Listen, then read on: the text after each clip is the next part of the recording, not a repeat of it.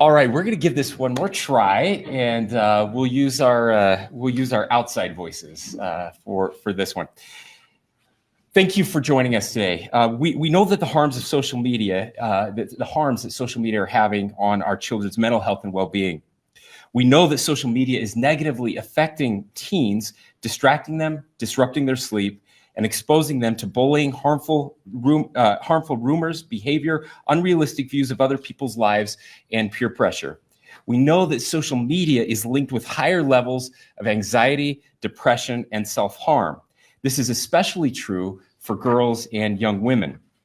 We know teens often create posts without considering the long-term consequences or privacy concerns. We know that teens, and adults for that matter, feel lonelier than ever before, in large part because social media is taking us away from in-person social connections. We don't spend as much time with our families, churches, schools, and community groups. We've become starved for in-person connection, and social media has stepped into the void with negative results. Our mental health has taken a beating. And this is the crucial part, we know that social media companies know about the consequences their platforms and algorithms are having on mental well-being, and still they do nothing. They're targeting advertisements and content to our kids and have been for years without restraint. These dire consequences, as I've said many times, require action. At our recent social media and mental health symposium, we spoke about working with legislators on bills that will require social media companies to verify the age of someone when setting up an account. We support restricting companies from selling and collecting kids' data. We support banning cell phones in our school classrooms. We support requiring companies to allow tighter parental controls. And again, we thank members of the legislature who are here with us today working on those bills. Senator Cullimore, Senator McKell, Representative Tusher, thank you for your leadership there. Now, we also know that, that with any attempted legislation comes high-powered lobbyists and those that will work hard to make sure that this legislation doesn't pass or is so watered down that it has no effect. And we know that there is an economic incentive that is driving these companies. There is another way that we can work to change that economic incentive to protect our children, and that is through legal action. Today, we are announcing that the state of Utah will be suing social media companies to protect our kids. I'm pleased to be joined with Attorney General Sean Reyes, who will address you shortly on the efforts that he will be taking with his team to hold social media companies accountable. Without strong action on our part, social media companies will simply not make the changes necessary to protect our children. And I want to be very clear about this. This is about our children. This is not about what adults want to do on social media. This is not about what social media companies want to do to advertise to adults. This is about our kids protecting our children. We'll continue to support legislation that reins in social media companies. Legal action is one more way that we can bring meaningful change to protect our children. Now, again, I'm grateful to stand shoulder to shoulder with Attorney General Reyes on this important issue. He will give some brief remarks about the next steps, and then we'll be happy to take your questions. Mr. Attorney General. What's your definition of brief, Governor? I know we all have tight schedules, so I'll try to keep to the 5.5 minutes allotted to me. Thank you so much, Governor Cox, Lieutenant Governor Henderson, for your leadership and attention to this issue. I'd quickly like to acknowledge the Utah Department of Commerce Director, Margaret Bussey, Consumer Protection Director, Katie Hart, and also Amy Winder-Newton, Daniel O'Bannon, Neil Abercrombie, and others from your team, Governor Cox. You are all valued partners in this fight. We in the Utah Attorney General's office are proud to stand shoulder to shoulder with you and our legislature in putting social media companies and other technology platforms on notice. Having you and your team actively involved in our investigations, in preparation for litigation, and in issuing a forthcoming RFP for additional litigation counsel makes the process faster and more efficient and makes our whole effort even stronger. We so appreciate that you've joined your voices and resources to ours in this fight. Governor, I can't think of anything on which you and I are more aligned than protecting our children. Another thing we agree upon is the importance of the technology sector to our community. Silicon Slopes and innovators up and down the state are an integral part of Utah's success story. Both the governor and I come from tech backgrounds before public service. He helped run a telecom and tech company. I was outside counsel and GC for various tech companies and then a partner in a tech venture fund. So we both know there are extraordinary benefits to our society from innovation, including positive applications of social media. Social media is not itself inherently good or evil, but the overuse and abuse of social media, the manipulation of it, the unrealistic expectations fostered by it have become so damaging to our kids that I believe, and I think it's clear the governor does too, the negative aspects of social media are an existential threat to our youth. I've said it before, we are on the other side of a social media Rubicon, a point of no return unless we take serious action. Now, what kind of action might that be? One of the first efforts I joined when I became AG over 9 years ago related to holding the online site Backpage accountable for illicit conduct that it hosted, harming many, including children. Through a combination of investigations, lawsuits, and loud advocacy, we here in Utah and the AG's office helped shut Backpage down permanently. Since then, my office and I have investigated and filed lawsuits against a number of tech and social media companies, including many of the largest and most powerful ones. In addition to changing business policies and practices, we recovered millions of dollars in damages for consumers. Those suits, like the ones we're considering with the governor's team today, were not intended to entirely shut down tech companies, as was the case with Backpage, but rather to change their conduct and incentivize greater safeguards. While these prior tech suits focused on privacy policies, market behavior, and consumer choice, we are now zeroing in on protecting a much more precious treasure. So you can expect that any lawsuits we file together will include demands for safeguards commensurately higher given the importance of what is at stake, the well-being of our kids.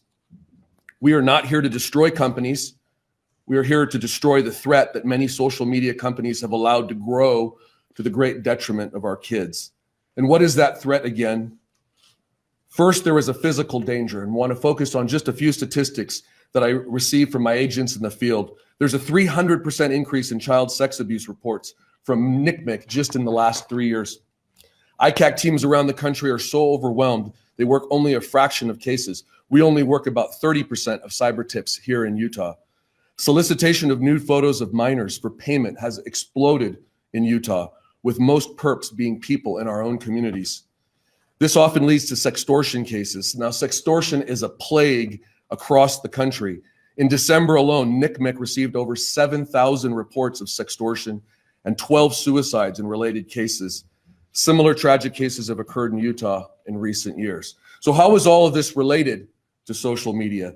There is a rise in the number of social media platforms being used to exploit or sextort children. My agents have seen more and more graphic content allowed on platforms that most of our kids have on their phones. If adult or illicit content is not immediately visible on a platform, it is often 1 or 2 clicks away. My agents tell me there is not a social media platform out there that is free from illicit activity. Twitter is a good example. Until new owners shined a light on CSAM, child sex abuse materials, and started identifying perps, shutting down hashtags, deplatforming abusers, and turning them over to law enforcement, Twitter was in many places a cesspool of CSAM. The second major threat the governor addressed already, so I'll keep brief. The threat to our use is mental and behavioral. Together with the legislature and governor, we've implemented and promoted programs like Safe UT and the upcoming Safe Tech Conference that empower young people to help resist the peer pressure, cyberbullying, depression, addiction, exploitation, suicide, and other self-harm that can occur online. We're thrilled that we have legislators like Senator McKell, Senator Cullimore, Representative Tusher, and others who are stepping up the pressure on social media companies through policymaking. And let me end with this. While we hope to work cooperatively with tech companies to address these many concerns, we feel litigation is likely a necessary step to increase the urgency and seriousness of implementing child safeguards. We're so encouraged to be working with the governor and his team in this fight. Thank you. Thank you, Mr. Attorney General. We'd love to answer some questions, Ben. So you say you will be suing. You say it's likely. Which is it? Well, so we are, as the Attorney General mentioned, we are heading into this next phase. I think we both feel confident that there will be lawsuits filed. Would you agree with that? Agree. We against everyone. TikTok, Instagram, Facebook. We're not naming names right now, but we're putting everyone on notice. We're investigating a number of social media and technology companies. We're not naming specific companies today. How long have you been investigating them? For a significant amount of time. There have been national investigations and there have been local investigations. For what? We're exploring any and all claims at this time, Ben. When do you anticipate something might be filed? As soon as possible. Yeah. Governor, is that fair? I think that's fair. 6 months? What does that look Well, let me answer this way. We have an RFP that we expect will be issued within a week, request for proposal for some assistance from outside counsel. We can expect a few weeks for firms to respond to the RFP and then a week or two of interviews. So we could be hiring outside counsel as soon as within a month or so. They'll consult with us, help us analyze the claims, and then we have nothing else left but to file. And I suspect that these could roll out. We could have different lawsuits coming at different times based on the investigations that have already been done. One last point, the governor's team will be involved closely in the selection of that outside counsel. So again, we're working together on all facets of this. General Reyes, why outside counsel? You have a lot of lawyers in your own office. Ben, it's a great question. And outside counsel bring expertise and experience, but most importantly, they bring time and availability. And there's no secret, we're asking the legislature for significant salary increases. We've lost many great lawyers because they're getting paid 2 or 3 times more for other law jobs. So in addition to needing the manpower and the help, it also helps to have law firms with experience on a national level that have potentially sued similar companies. And again, I want to put in a plug. We have lawyers in our office who are more than skilled enough, but they are so overworked and underpaid that they're balancing giant portfolios of cases, and we really need the help. It's our hope that if the legislature can support us, in the future, we won't need to go to outside counsel as much. Yeah, I would also add, and just I want to underscore what Sean is saying, that the legal market is changing in Salt Lake City, for sure. We know that as bigger firms are moving in, they're paying more for their attorneys, and we need to make sure that the attorneys in the AG's office are appropriately compensated.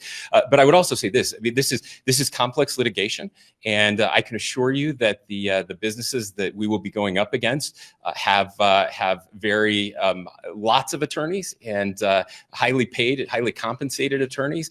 And so we're going to need to match some firepower there for sure.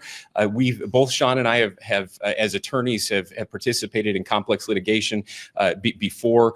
We've both been involved with the tobacco litigation and the opioid litigation. I've been involved in asbestos litigation before that. And so I think we both have an idea of what this means, the length of time it can take, and again, the amount of expertise we're going to need both inside the AG's office and outside. Are you pursuing like tort litigation? Would this be something that you would go along the lines with multi-state, things like that? Again, we're considering all claims at this time, Ben. Sometimes we file with our sister states. The investigations continue and they're taking a long time. And I feel like in this case, we may well file alone with our own resources, the state of Utah. One other point is that one requirement for whichever law firm is selected is that they work on a contingency basis. And there are limitations in our statutes on what they can recover on a contingency, so that any recovery is maximized back towards the state. The cost will be well worth the protection of our children. And I suspect, and Sean, please correct me if I'm wrong, but I suspect that we will have lots of other states that are interested in what we're looking at. There is some litigation out there already. We've seen, I believe, the state of Indiana has sued TikTok. We recently saw the Seattle School District file suit against various social media companies, and so this won't be the first suit of its kind in the country. Have you identified claims in terms of like what do you anticipate would be a legal claim to level? We're not going to disclose the specific claims right now. I anticipate we'll probably have another press conference when we actually file, and we can flesh those out. But again, we're considering all different forms of claims at this point, Ben. Yeah, it won't take a rocket scientist to figure out what some of those are, but we can't talk about them yet. Governor, you teased to this in your State of the State last week. What would it look like if social media companies join you and become part of the solution? Well, what would avert legal action here? What does that look like? Sure. Well, again, the purpose of legal action is to is manyfold, as the Attorney General has been so articulate this morning. But it really is about protecting our kids.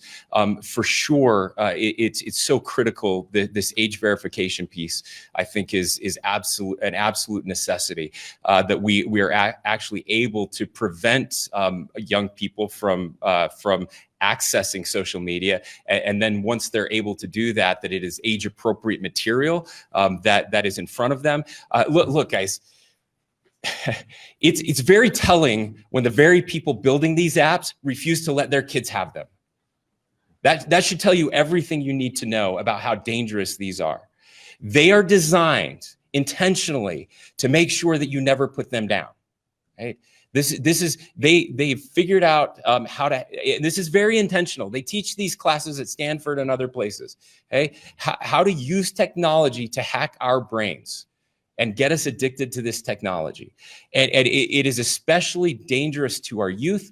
Again, we see the data, our youth, especially young women going through puberty, that's the worst possible time. And yet it's become almost impossible, even for the best of parents who are doing everything possible to try to prevent this from happening. We hear it over and over and over again, that it's happening to their kids. It's happening to all of us. And it's going to take this type of collective action. We've gone through this with opioids. We've gone through this with tobacco. Once we learn and realize what's happening, we do better. The problem is that just like the opioid companies, right?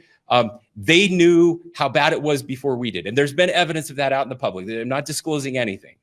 And so what they knew, when they knew it, and what they continued to do, somebody needs to be held accountable to that. And until we start holding them accountable, they're not going to change it. They're making far too much money off of it. And so we have to change that. And this is one way that we can do it. Can I also address your Yeah. question just as a follow-on, and agree with the governor on that? In terms of our relationships and the role of litigation, we know these companies. We've worked with these companies. We've negotiated with these companies in certain instances.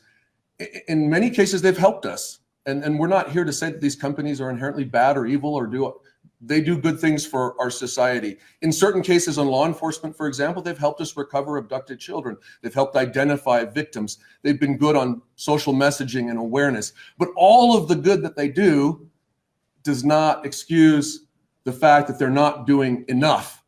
And that's what our frustration is. And so the litigation will not cut off our communications with them. We hope that it only fosters even better, more robust, and more higher prioritized, more intense communications, if that makes sense. So we know these organizations, and we want to be clear too. I think the governor and I both agree. Social media companies are not the only one responsible for social media problems. We as parents are responsible. Schools, churches, coaches, everyone's responsible, including the children. But social media companies, they are the gatekeepers, the safeguards, and they have an outsized role and responsibility in this. And just like the governor said, it's our intention through litigation to hold them to that role and responsibility. How will Utah fund the outside counsel for these cases? The legislature and the governor have already offered their support. Again, outside counsel, if hired, will be working on a contingency. So a lot of the cost is borne and risked by the lawyers who represent the state. Other costs, we have funds already designated for that. Last question. When can we expect to see any litigation? Do you have a timeline you're working off of? Again, based off of the RFP, Ben, I think that's a good indicator. So it shows how close we are. And when we engage outside counsel, I think it will be very soon after. So we hope to see you again in the not too distant future. Thank you. Just one last word. I want to give a shout out and a thanks to Representative Chris Stewart, who is taking up this issue at the national level. As a member of Congress, we agree that that this is an issue that should be taken care of at the national level, as it impacts every state, and we would love to see more done there. But in the meantime, Utah will continue to do everything we can to protect our kids, and we look forward to supporting Congressman Stewart with his work in DC. Thank you, Sean. Thanks a lot, Governor. Appreciate it. Thank you.